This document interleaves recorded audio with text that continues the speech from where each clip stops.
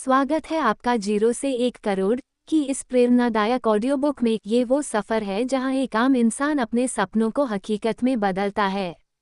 हर अध्याय आपको सिखाएगा कि कैसे सोच बदलो तो जिंदगी बदल जाती है। तो चलिए शुरू करते हैं इस सफ़र का 11वां अध्याय। अध्याय 11, डिजिटल गोल्ड रश, भारत की डिजिटल क्रांति का लाभ उठाना। अदिति की कहानी। डिजिटल युग में बंगाली साहित्य का पुनर्जागरण। कोलकाता में अपने माता पिता और छोटे भाई के साथ रहने वाले 2 बेडरूम वाले तंग अपार्टमेंट में अदिति का हमेशा साथ उसके स्मार्टफोन की टिमटिमाती नीली रोशनी देती थी। जादवपुर विश्वविद्यालय में तुलनात्मक साहित्य की अंतिम वर्ष की छात्रा अदिति को अपनी परीक्षाओं की तैयारी करनी चाहिए थी, लेकिन इसके बजाय वह बंकिम चंद्र चटर्जी के उपन्यासों की दुनिया में खोई हुई थी, अपने पाठ्यक्रम के लिए नहीं बल्कि किसी और रोमांचक चीज के लिए। अदिति हमेशा से ही किताबों की दीवानी रही हैं। उनका दिल बंगाली साहित्य के गीतात्मक गद्य से गूंजता था। हालांकि उनके दोस्तों को नवीनतम नेटफ्लिक्स सीरीज और वायरल इंस्टाग्राम रील्स में अधिक रुचि थी।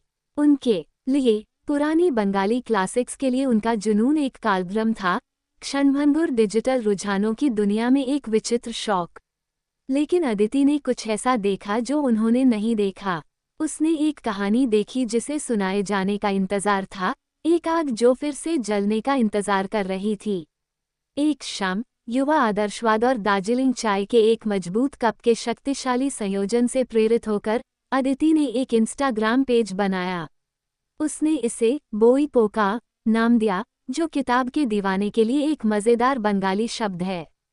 उसकी पहली पोस्ट रवींद्रनाथ टैगोर की गीतांजलि की अपनी दादी की फटी हुई कॉपी की एक सरल, खूबसूरती से खींची गई तस्वीर थी, जिसमें एक कैप्शन था जो इसके छंदों की कालातीत सुंदरता को दर्शाता था। उसने कुछ प्रासंगिक हैशटैग बेंगली लिटरेचर, #टैगोर, #कोलकाता का इस्तेमाल किया और घबराहट भरी उत्तेजना के साथ शेयर किया। पहले कुछ हफ्तों तक बोई पोका इंटरनेट का एक शांत कोना था। अदिति के फॉलोअर्स में ज्यादातर उसके दोस्त और कुछ जिज्ञासु अजनबी लोग थे, लेकिन वह दृढ़ थी। हर दिन वो कुछ नया पोस्ट करती। जीवनानंद दास की एक भूली हुई कविता, एक कम ज्ञात महिला लेखिका की संक्षिप्त जीवनी, अपने फॉलोअर्स से उनका पसंदीदा शरत चंद्र चट्टोपाध्याय उपन्यास चुनने के लिए एक सर्वेक्षण। उसने कैनवा का इस्तेमाल करके सरल, सुंदर ग्राफिक्स बनाए, जिसमें वह जो किताबें पढ़ रही थी उनके उद्धरण थे। उसके डिज़ाइन साफ और आधुनिक थे, जो अकादमिक साहित्यिक मंडलियों की अक्सर स्थिर दुनिया से बिल्कुल अलग थे। विवादास्पद और रहस्यपूर्ण लेखक नबारुण भट्टाचार्य पर पोस्ट की एक श्रृंखला के साथ मोड़ आया। अदिति द्वारा उनके काम का विश्लेषण एक ऐसी शैली में लिखा गया जो व्यावहारिक और सुलभ दोनों था, ने बंगालियों की युवा पीढ़ी के दिल को छू लिया जो अपनी सांस्कृतिक जड़ों से जुड़ने की तलाश में थे। ये पोस्ट वायरल हो गई, व्हाट्सएप ग्रुपों में शेयर की गई और प्रमुख बंगाली प्रभावशाली लोगों द्वारा फिर से पोस्ट की गई। एक सप्ताह के भीतर बोई पोका के 10,000 से अधिक अनुयायी हो गए। अचानक से फॉलोअर्स की संख्या में वृद्धि होना उत्साहजनक और उत्साहजनक दोनों था। अदिति के डीएम में ऐसे लोगों के संदेशों की बाढ़ आ गई जो बंगाली साहित्य के प्रति उनके जुनून को साझा करते थे। वे सिर्फ कोलकाता से ही नहीं बल्कि पूरे भारत से और यहाँ तक कि अमेरिका और ब्रिटेन में रहने वाले बंगाली प्रवासियों से भी थे।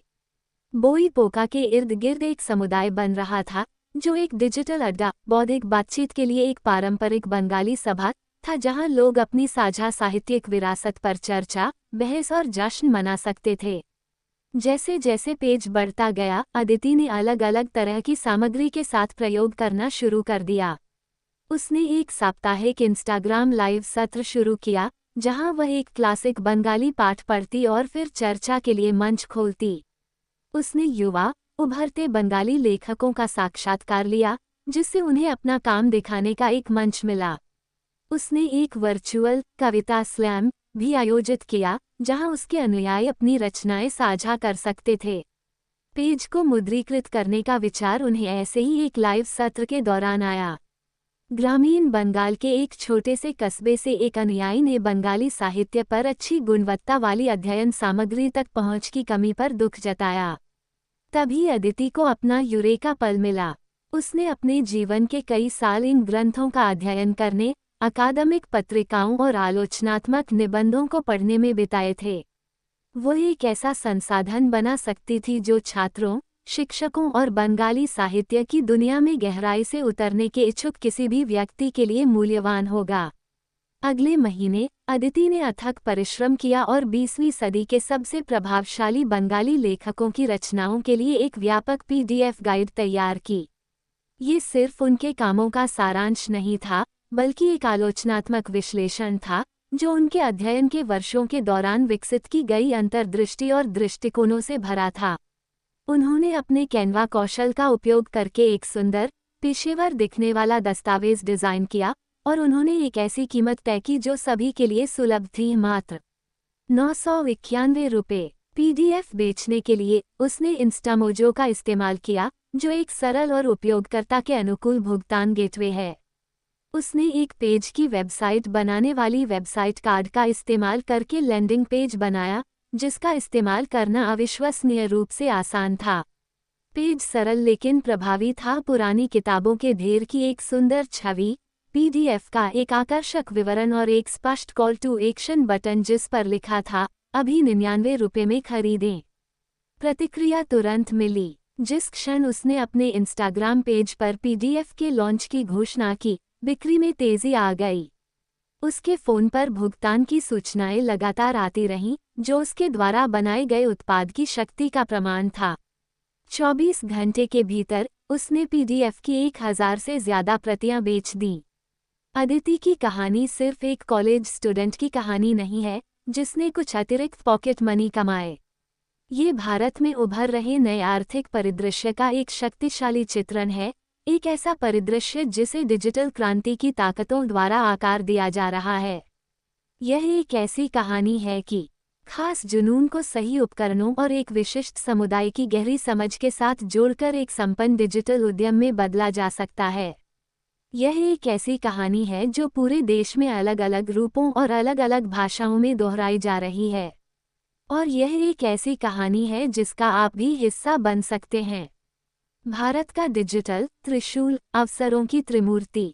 अदिति ने जो पाया वह 3 शक्तियों के एक शक्तिशाली अभिसरण का परिणाम है, एक डिजिटल त्रिशूल या त्रिमूर्ति जो भारत के आर्थिक परिदृश्य को नया आकार दे रही है और डिजिटल मूल उद्यमियों की नई पीढ़ी के लिए अभूतपूर्व अवसर पैदा कर रही है। ये त्रिमूर्ति निम्नलिखित से बनी है। 1. सस्ता डेटा। इस डिजिटल क्रांति का उत्प्रेरक 2016 में रिलायंस जियो का प्रवेश था। अपने आक्रामक मूल्य निर्धारण और व्यापक 4G नेटवर्क के साथ जियो ने पहली बार लाखों भारतीयों के लिए डेटा सुलभ और किफ़ायती बनाया। भारत के इस जियोफिकेशन ने इंटरनेट की पहुंच में भारी उछाल लाया, खासकर ग्रामीण और अर्धशहरी क्षेत्रों में। डेटा की लागत में भारी गिरावट आई और अचानक इंटरनेट अब शहरी अभिजात वर्ग के लिए एक विलासिता नहीं रह गया, बल्कि आम जनता के लिए एक उपयोगिता बन गया। डेटा खपत में इस विस्फोट ने डिजिटल सामग्री और सेवाओं के लिए एक विशाल नया दर्शक वर्ग तैयार किया, एक ऐसा दर्शक वर्ग जो सूचना, मनोरंजन और कनेक्शन के लिए भूखा था। 2. घर्षण रहित भुगतान। यूपीआई त्रिशूल का दूसरा पहलू यूनिफाइड पेमेंट्स इंटरफेस (यूपी) है, जो एक क्रांतिकारी रियल टाइम भुगतान प्रणाली है जिसने भारतीयों के लेन देन के तरीके को बदल दिया है। यूपी ने डिजिटल भुगतान को टेक्स्ट मैसेज भेजने जितना आसान बना दिया है, जिससे नकदी और क्रेडिट कार्ड की ज़रूरत खत्म हो गई है। इसने डिजिटल वित्त को लोकतांत्रिक बनाया, जिससे बैंक खाता और स्मार्टफोन रखने वाला कोई भी व्यक्ति तुरंत पैसे भेज और प्राप्त कर सकता है, ज़्यादातर उपयोगकर्ताओं के लिए शून्य लेनदेन शुल्क के साथ। ये छोटे व्यवसायों और अदिति जैसे व्यक्तिगत रचनाकारों के लिए एक गेम चेंजर रहा है, जो अब जटिल भुगतान गेटवे या उच्च लेनदेन लागतों की परेशानी के बिना अपने उत्पादों और सेवाओं को राष्ट्रीय दर्शकों को बेच सकते हैं। यूपी की सहज, घर्षण रहित प्रकृति ने डिजिटल कॉमर्स में प्रवेश की एक बड़ी बाधा को हटा दिया है, जिससे किसी के लिए भी अपने कौशल और जुनून का मुद्रीकरण करना संभव हो गया है। 3. क्षेत्रीय सामग्री का उछाला। त्रिशूल का तीसरा और शायद सबसे महत्वपूर्ण पहलू क्षेत्रीय सामग्री का विस्फोट है। दशकों तक भारतीय मीडिया परिदृश्य पर अंग्रेजी और हिंदी सामग्री का बोलबाला था। हालांकि इंटरनेट के उदय और स्मार्टफोन के प्रसार के साथ क्षेत्रीय भाषाओं में सामग्री की मांग में भारी उछाल आया है। इंटरनेट का ये स्थानीयकरण टियर 2 और टियर 3 शहरों और ग्रामीण क्षेत्रों के उपयोगकर्ताओं की एक नई पीढ़ी द्वारा संचालित किया जा रहा है, जो अपनी मूल भाषाओं में सामग्री का उपभोग करने में अधिक सहज हैं। इसने उन रचनाकारों के लिए एक बड़ा अवसर पैदा किया है जो इन वंचित दर्शकों की सेवा कर सकते हैं। अदिति के बंगाली साहित्य पृष्ठ की सफलता इस प्रवृत्ति का प्रमाण है। आला क्षेत्रीय सामग्री के लिए एक विशाल अप्रयुक्त बाजार है, और जो लोग तमिल, तेलुगु, मराठी और बंगाली जैसी भाषाओं में प्रामाणिक, उच्च गुणवत्ता वाली सामग्री बना सकते हैं, वे सफलता के लिए तैयार हैं। सस्ते डेटा, बिना किसी बाधा के भुगतान और क्षेत्रीय सामग्री की उछाल के इस डिजिटल त्रिशूल ने अवसरों की एक आदर्श आंधी पैदा की है। इसने खेल के मैदान को समतल कर दिया है, व्यक्तियों और छोटे व्यवसायों को बड़ी कंपनियों के साथ प्रतिस्पर्धा करने के लिए सशक्त बनाया है। इसने डिजिटल उद्यमियों का एक नया वर्ग तैयार किया है जो अपने बेडरूम से व्यवसाय का निर्माण कर रहे हैं। उनके पास स्मार्टफोन और अपने समुदायों की गहरी समझ के अलावा कुछ भी नहीं है। डिजिटल सोने की होड़ जारी है, और खदानें उन सभी के लिए खुली हैं जिनके पास रचनात्मकता, जुनून और दृढ़ता है। आपका डिजिटल एसेट पोर्टफोलियो अपना ऑनलाइन साम्राज्य बनाना। इस नई डिजिटल अर्थव्यवस्था में आपकी सबसे मूल्यवान संपत्ति आपकी भौतिक संपत्ति या आपकी वित्तीय पूंजी नहीं है, बल्कि आपका डिजिटल एसेट पोर्टफोलियो है। ये ऑनलाइन संपत्तियों का संग्रह है जिसे आप बनाते और नियंत्रित करते हैं, वे प्लेटफॉर्म जहां आप अपने दर्शकों का निर्माण करते हैं, और वे चैनल जिनके माध्यम से आप अपने जुनून का मुद्रीकरण करते हैं। एक पारंपरिक निवेश पोर्टफोलियो की तरह एक अच्छी तरह से विविध डिजिटल एसेट पोर्टफोलियो आपको आय और दीर्घकालिक वित्तीय सुरक्षा के कई स्रोत प्रदान कर सकता है। भारतीय संदर्भ में अपना डिजिटल परिसंपत्ति पोर्टफोलियो बनाने के लिए यहाँ 3 शक्तिशाली मॉडल दिए गए हैं। 1. आला सामग्री निर्माण, लंबी पूंछ की शक्ति। अदिति की कहानी आला सामग्री निर्माण की शक्ति का एक आदर्श उदाहरण है। भीड़ भरे डिजिटल परिदृश्य में सफलता की कुंजी हर किसी को आकर्षित करना नहीं है, बल्कि एक विशिष्ट, कम सेवा वाले आला को ढूंढना और उस क्षेत्र में जाने माने विशेषज्ञ बनना है। ये लॉन्ग टेल का सिद्धांत है, जो क्रिस एंडरसन द्वारा लोकप्रिय एक अवधारणा है, जो बताती है कि हमारी संस्कृति और अर्थव्यवस्था मांग वक्र के शीर्ष पर हिट मुख्यधारा के उत्पाद और बाजार की एक छोटी संख्या पर ध्यान केंद्रित करने से दूर हो रही है और पूंछ में बड़ी संख्या में आला की ओर बढ़ रही है। भारतीय संदर्भ में लंबी पूंछ अविश्वसनीय रूप से लंबी और विविध है। 22 से अधिक आधिकारिक भाषाओं और हजारों बोलियों के साथ विशिष्ट भाषाएं और सांस्कृतिक समुदायों के लिए सामग्री बनाने का एक बड़ा अवसर है। संभावनाएं अनंत हैं। ग्रामीण राजस्थान के लोक संगीत के एक अस्पष्ट रूप को समर्पित एक यूट्यूब चैनल, दक्षिण के क्षेत्रीय सिनेमा की समीक्षा करने वाला एक ब्लॉग, भारतीय इतिहास के भूले बिसरे नायकों की कहानियां बताने वाला एक पॉडकास्ट। विशिष्ट सामग्री निर्माण के लिए मुद्रीकरण मॉडल। डिजिटल उत्पाद ये वह मॉडल है जिसका अदिति ने बहुत प्रभावी ढंग से उपयोग किया। PDF, ई-बुक, ऑनलाइन कोर्स या टेम्पलेट जैसे उच्च मूल्य वाले डिजिटल उत्पाद बनाकर आप अपनी विशेषज्ञता का मुद्रीकरण कर सकते हैं और अपने दर्शकों को एक मूल्यवान संसाधन प्रदान कर सकते हैं। डिजिटल उत्पादों की खूबसूरती यह है कि उनकी सीमांत लागत शून्य होती है। एक बार जब आप उत्पाद बना लेते हैं, तो आप इसे बिना किसी अतिरिक्त उत्पादन लागत के अनंत बार बेच सकते हैं। आप अपने उत्पादों और सेवाओं को बेचने के लिए इंस्टामोजो या रेजरपे जैसे प्लेटफॉर्म का उपयोग कर सकते हैं, और उन्हें बनाने और विपणन करने के लिए कैनवा और कार्ट जैसे टूल का उपयोग कर सकते हैं। सहबद्ध विपणन यह एक लोकप्रिय मुद्रीकरण मॉडल है जहां आप अन्य लोगों के उत्पादों और सेवाओं का प्रचार करते हैं और आपके द्वारा की गई प्रत्येक बिक्री के लिए कमीशन कमाते हैं। आप अपने आला के लिए प्रासंगिक ब्रांडों के साथ साझेदारी कर सकते हैं और अपने दर्शकों के लिए उनके उत्पादों का प्रचार कर सकते हैं। उदाहरण के लिए, यदि आपके पास संधारण या फैशन के बारे में एक ब्लॉग है, तो आप पर्यावरण के अनुकूल कपड़ों के ब्रांडों के साथ साझेदारी कर सकते हैं और हर बार जब आपका कोई पाठक आपके सहबद्ध लिंक के माध्यम से खरीदारी करता है तो कमीशन कमा सकते हैं। प्रायोजित सामग्री। जैसे जैसे आपके दर्शक बढ़ते हैं, ब्रांड आपको अपने उत्पादों और सेवाओं को बढ़ावा देने वाली सामग्री बनाने के लिए भुगतान करने को तैयार होंगे। यह एक प्रायोजित ब्लॉग पोस्ट, एक समर्पित यूट्यूब वीडियो या इंस्टाग्राम कहानियों की एक श्रृंखला हो सकती है। सफल प्रायोजित सामग्री की कुंजी केवल उन ब्रांडों के साथ साझेदारी करना है जिन पर आप वास्तव में विश्वास करते हैं और जो आपके दर्शकों के लिए उपयुक्त हैं। प्रामाणिकता महत्वपूर्ण है और आपके दर्शक एक मील दूर से ही एक कपटपूर्ण प्रचार को पहचानने में सक्षम होंगे। 2. समुदाय निर्माण। नई सामाजिक मुद्रा। डिजिटल युग में समुदाय नई सामाजिक मुद्रा है। लोग जुड़ाव और जुड़ाव के लिए भूखे हैं और वे ऑनलाइन समुदायों की ओर आकर्षित हो रहे हैं, जहां वे समान विचारधारा वाले व्यक्तियों से जुड़ सकते हैं जो उनके जुनून और रुचियों को साझा करते हैं। एक संपन्न ऑनलाइन समुदाय का निर्माण करके आप एक शक्तिशाली संपत्ति बना सकते हैं जिसे विभिन्न तरीकों से मुद्रीकृत किया जा सकता है। व्हाट्सएप और टेलीग्राम भारत में समुदाय निर्माण के लिए 2 सबसे लोकप्रिय प्लेटफॉर्म हैं।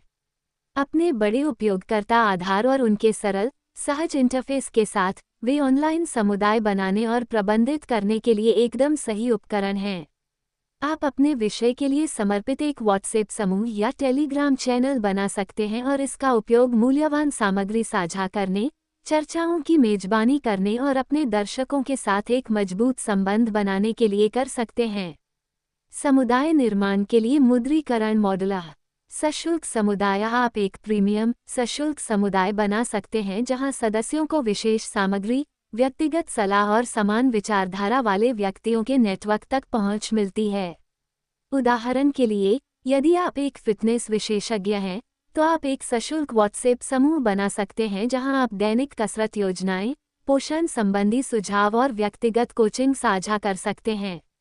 आप अपने सशुल्क समुदाय को प्रबंधित करने के लिए व्हाट्सएप के साथ एकीकृत मेंबरस्पेस जैसे प्लेटफॉर्म का उपयोग कर सकते हैं। समुदाय संचालित उत्पाद और सेवाएं। आप नए उत्पाद और सेवाएं बनाने के लिए अपने समुदाय की सामूहिक बुद्धिमत्ता और रचनात्मकता का लाभ उठा सकते हैं। उदाहरण के लिए, आप अपने समुदाय का सर्वेक्षण करके उनकी सबसे बड़ी समस्याओं की पहचान कर सकते हैं और फिर एक ऐसा उत्पाद या सेवा बना सकते हैं जो उन समस्याओं का समाधान करे। आप अपने समुदाय के साथ मिलकर एक उत्पाद भी बना सकते हैं जिससे उन्हें स्वामित्व का एहसास होगा और उन्हें आपके सबसे बड़े प्रचारक बनने की संभावना अधिक होगी। समुदाय के रूप में सेवा। जैसे जैसे आपका समुदाय बढ़ता है, आप समुदाय निर्माण में अपनी विशेषज्ञता को अन्य व्यवसायों और रचनाकारों को सेवा के रूप में दे सकते हैं। आप उन्हें अपने स्वयं के ऑनलाइन समुदाय बनाने और प्रबंधित करने में मदद कर सकते हैं और अपनी सेवाओं के लिए शुल्क ले सकते हैं। 3. E-commerce dropshipping. Zero inventory business. Dropshipping एक खुदरा पूर्ति पद्धति है जिसमें स्टोर अपने द्वारा बेचे जाने वाले उत्पादों को स्टॉक में नहीं रखता है। इसके बजाय, जब कोई स्टोर कोई उत्पाद बेचता है, तो वह किसी तीसरे पक्ष से आइटम खरीदता है और उसे सीधे ग्राहक को भेज देता है।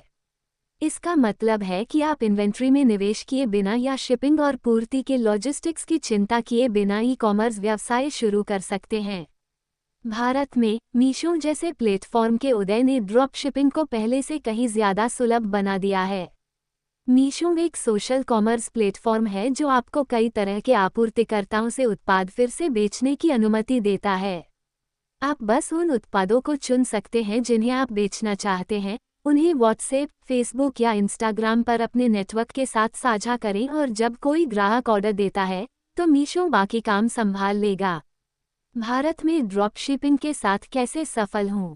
एक आला खोजें। कंटेंट क्रिएशन की तरह ही ड्रॉपशिपिंग में सफलता की कुंजी एक खास जगह ढूंढना है। हर किसी को सब कुछ बेचने की कोशिश करने के बजाय किसी खास उत्पाद श्रेणी या खास लक्षित दर्शकों पर ध्यान केंद्रित करें। उदाहरण के लिए, आप भारत के किसी खास क्षेत्र से हस्तनिर्मित आभूषण बेचने में विशेषज्ञ हो सकते हैं, या आप किसी खास जनसांख्यिकीय को लक्षित कर सकते हैं, जैसे नई माँ या कॉलेज के छात्र। एक ब्रांड बनाएं। भीड़ भरे ई कॉमर्स परिदृश्य में एक मजबूत ब्रांड ही आपको प्रतिस्पर्धा से अलग खड़ा करेगा। एक यादगार नाम, एक पेशेवर दिखने वाला लोगो और एक सुसंगत दृश्य शैली के साथ एक अनूठी ब्रांड पहचान बनाएं। अपनी ब्रांड कहानी बताने और अपने ग्राहकों के साथ संबंध बनाने के लिए सोशल मीडिया का उपयोग करें। उत्कृष्ट ग्राहक सेवा प्रदान करें। ड्रॉप शिपिंग मॉडल में आपके पास उत्पाद की गुणवत्ता या शिपिंग समय पर नियंत्रण नहीं होता है।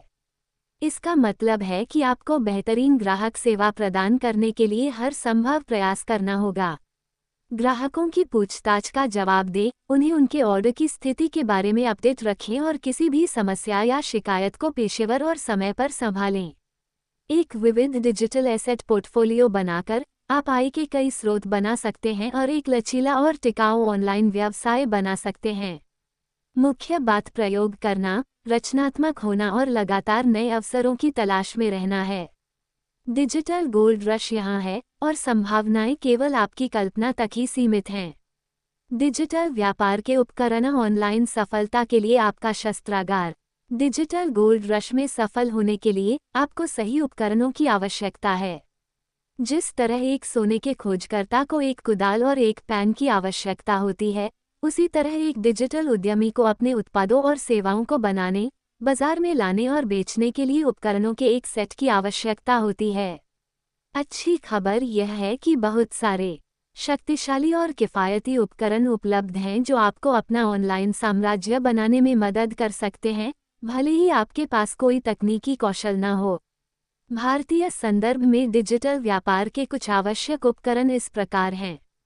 1. कैनवा आपका व्यक्तिगत डिज़ाइन स्टूडियो। कैनवा एक ग्राफिक डिज़ाइन प्लेटफॉर्म है जो आपको अपने सोशल मीडिया पोस्ट, अपनी वेबसाइट, अपने डिजिटल उत्पादों और अपनी मार्केटिंग सामग्रियों के लिए सुंदर और पेशेवर दिखने वाले दृश्य बनाने की अनुमति देता है। अपने सहज ड्रैग एंड ड्रॉप इंटरफेस और टेम्पलेट, फ़ॉन्ट और छवियों की अपनी विशाल लाइब्रेरी के साथ कैनवा किसी के लिए भी शानदार डिज़ाइन बनाना आसान बनाता है, भले ही आपको कोई पूर्व डिज़ाइन अनुभव न हो। अपने डिजिटल व्यवसाय के लिए कैनवा का उपयोग कैसे करें? सोशल मीडिया ग्राफिक्स बनाएं। अपने इंस्टाग्राम पोस्ट, फेसबुक अपडेट और ट्विटर फीड के लिए आकर्षक ग्राफिक्स बनाने के लिए कैनवा का उपयोग करें। आप अलग अलग सोशल मीडिया प्लेटफॉर्म के लिए पहले से आकार के टेम्पलेट की एक विस्तृत श्रृंखला से चुन सकते हैं और आप उन्हें अपनी खुद की ब्रांडिंग और सामग्री के साथ कस्टमाइज कर सकते हैं। डिजिटल उत्पाद डिज़ाइन करें। अपनी ई-बुक्स, पीडीएफ और ऑनलाइन कोर्स मटेरियल को डिज़ाइन करने के लिए कैनवा का इस्तेमाल करें। आप खूबसूरत, पेशेवर दिखने वाले दस्तावेज़ बना सकते हैं जो आपके दर्शकों को प्रभावित करेंगे और आपके उत्पादों के मूल्य को बढ़ाएंगे। विपणन सामग्री बनाएं। अपने ऑनलाइन व्यवसाय के लिए फ्लायर्स, पोस्टर, बिजनेस कार्ड और अन्य मार्केटिंग सामग्री बनाने के लिए कैनवा का उपयोग करें। आप इसका उपयोग सरल एनिमेटेड वीडियो और प्रस्तुतियां बनाने के लिए भी कर सकते हैं। 2. इंस्टामोजो रेज़रपे आपका डिजिटल कैश रजिस्टर। इंस्टामोजो और रेज़रपे भारत में 2 प्रमुख भुगतान गेटवे हैं। वे आपको credit card, debit card, net banking और यूपीआई सहित विभिन्न तरीकों से अपने ग्राहकों से ऑनलाइन भुगतान स्वीकार करने की अनुमति देते हैं। वे दोनों सेटअप और उपयोग करने में अविश्वसनीय रूप से आसान हैं और वे प्रतिस्पर्धी मूल्य निर्धारण और उत्कृष्ट ग्राहक सहायता प्रदान करते हैं। अपने डिजिटल व्यवसाय के लिए इंस्टामोजो रेज़रपे का उपयोग कैसे करें? डिजिटल उत्पाद बेचें। आप अपने डिजिटल उत्पादों को बेचने के लिए अपनी वेबसाइट या अपने लैंडिंग पेज के साथ इंस्टामोजो या रेज़रपे को एकीकृत कर सकते हैं। वे ग्राहक से भुगतान एकत्र करने से लेकर आपके बैंक खाते में पैसे जमा करने तक की पूरी भुगतान प्रक्रिया को संभालेंगे। भुगतान लिंक बनाएं। आप सरल भुगतान लिंक बना सकते हैं जिन्हें आप अपने ग्राहकों के साथ सोशल मीडिया, व्हाट्सएप या ईमेल के माध्यम से साझा कर सकते हैं। जब कोई ग्राहक लिंक पर क्लिक करता है तो उन्हें एक सुरक्षित भुगतान पृष्ठ पर ले जाया जाएगा जहां वे लेनदेन पूरा कर सकते हैं। ऑनलाइन स्टोर स्थापित करें। इंस्टामोजो और रेज़रपे दोनों ही एक सरल ऑनलाइन स्टोर बनाने के लिए उपकरण प्रदान करते हैं जहां आप अपने उत्पादों और सेवाओं को सूचीबद्ध कर सकते हैं। यदि आपके पास अपनी खुद की ई-कॉमर्स वेबसाइट बनाने के लिए समय या तकनीकी कौशल नहीं है तो यह एक बढ़िया विकल्प है। 3. कार्ड आपका त्वरित वेबसाइट बिल्डर। कार्ड एक पेज का वेबसाइट बिल्डर है जो आपको कुछ ही मिनटों में सरल, उत्तरदायी और पेशेवर दिखने वाली वेबसाइट बनाने की अनुमति देता है। यह आपके डिजिटल उत्पादों के लिए लैंडिंग पेज बनाने, एक सरल पोर्टफोलियो वेबसाइट बनाने या ऑनलाइन रिज्यूमे बनाने के लिए एकदम सही टूल है। अपने डिजिटल व्यवसाय के लिए कार्ड का उपयोग कैसे करें? लैंडिंग पेज बनाएं। लैंडिंग पेज एक स्टैंडअलोन वेब पेज है जिसे किसी खास मार्केटिंग या विज्ञापन अभियान के लिए डिज़ाइन किया गया है। आप अपने डिजिटल उत्पादों के लिए सुंदर और प्रभावी लैंडिंग पेज बनाने के लिए कार्ड का उपयोग कर सकते हैं, जिसमें स्पष्ट कॉल टू एक्शन होता है जो आगंतुकों को खरीदारी करने के लिए प्रोत्साहित करता है। Link in bio. पेज बनाएं। इंस्टाग्राम जैसे कई सोशल मीडिया प्लेटफॉर्म आपको अपने बायो में सिर्फ एक लिंक रखने की अनुमति देते हैं।